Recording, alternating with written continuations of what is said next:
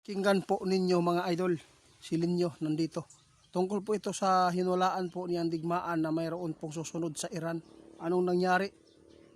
Nagkatotoo na naman. Salamat kaibigan. Ano po ba ang balita na naman po kaibigan? Mayroon po bang impormasyon na nakikita po ninyo na mangyayari na naman? Kasi nangyari na po yung hinulaan po ninyo.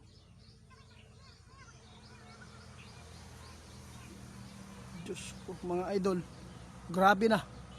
Kaya sa ngayon mga idol, maghanda na tayo lagi.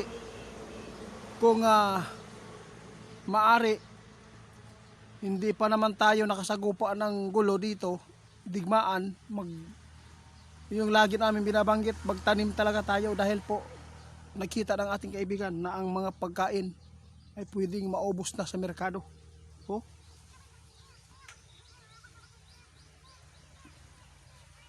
delikado po ito ngayon mga idol dahil po ay nagkatay-katay na ang gulo. Mauni ang giingon ni kaibigan, kapag nagkakaroon po ng digmaan na maraming bansa ngayon ang nagkaroon po ng gulo, posibleng ito na ang sign na ipinapaabot ng ating kaibigan na World War III. Mo nang giingon, pangandam mong tanan mga idol, maghanda tayo dahil po nakakakilabot. Hindi pa natin alam mga idol na ang Pilipinas, ito po yung nakakakilabot na nakita ng ating kaibigan, baka po testingan na. Oo nga, totoo yan. Tatlong linggo pa lang mga idol ang nangyari doon sa digmaan. Pero grabe na ang epekto po ng presyo dito sa atin. Mas lalo na kung dito sa area natin ang nangyaring gulo.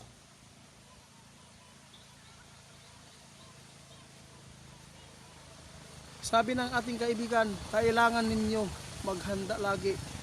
Kung ano man po ang naapaabot na po namin noon, yun po ang gagawin po ninyo ngayon. Dahil nakakilabot pag ang Pilipinas nagkaroon po ng ganyang digmaan mga idol.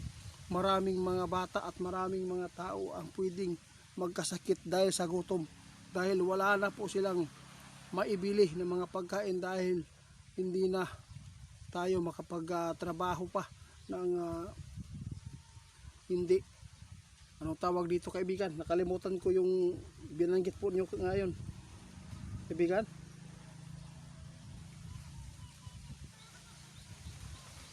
O yun po ang ibig kong sabihin. Tulad ngayon mga idol, hindi pa nakahanap ng bansa natin ng gulo. Hindi pa nakahanap ng digmaan. Pero grabe na po ang mga iyakan ng mga tao na nanawagan dahil sa sobrang mahal ng mga pamasahe ngayon. Umangat na talaga mga gasolina. Ito po ang nakakilabot. Much more siguro kung sagupa ang Pilipinas ng digmaan. Ano kaya ang makakain? Makapagtrabaho pa ba tayo ng maayos? Hindi na. Yun po ang ibig sabihin ng ating kaibigan mga idol. Kaya lagi namin ito ipinapaabot dahil binigyan pa tayo ng chance ngayon na hindi nagkaroon ng sagupaan po dito sa ating bansa. Tandaan po niyo, ito ang nakakakilabot dahil yung hinulaan na kaibigan nangyari. Ang Pakistan mga idol, ilang tao ang nawala? 400 katao dahil sa hindi ko lang babanggitin kasi bawal po talaga dito. Kaya kayo na lang po bahala mga idol husga ngayon sa nangyayari. Alam na po ninyo ang ano po ang ikakabuti dahil si kaibigan mismo lagi po nagpaalala po sa inyo.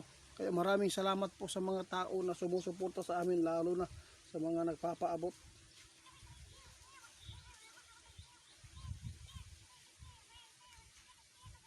Ito daw ang dapat gawin po ninyo mga idol. Kasi may panahon pa na pag-isipan po natin ang nakatira sa syudad ngayon. Isipin po ninyo, hindi ang kalaban natin na titira lang sa walang ma-destroy nila ng mga ekonomiya. Tulad po ng nangyayari ngayon. Kadalasan po ang tinira ng missile yung mga malalaking city, mga building. Yun. Ano po ba ang sisirain po ng kalaban natin dito sa bundok? Wala. Wala mang makukuha sila dito. Wala. Yun po ang totoo. Kaya parang sign talaga ito mga idol, ang mga tao na makapanood sa ating video, makaprepare po. Kaya hindi po natin dapat pagtawanan ito mga idol. Seryoso po ang ipinapaabot ng ating kaibigan. Mayroon na po siyang nakita. Ang target po ngayon, ang nakakabahala, sa totoo lang, Pilipinas. Pilipinas ngayon ang pinaplanuhan din po kung paano subukan ang lakas ng mga tauhan ng presidente, kung ano po talaga ang tibay nila. Kasi sabi po nila before po makarating po yung kalaban, no, haharangan daw ng mga kasundaluhan natin at yung nagpaabot na head, sila po ang sasagupa. Hindi pa natin alam kung totoo po ba yan. Baka una-una pa yan tumakbo. Kaya nakakabahala ito mga idol.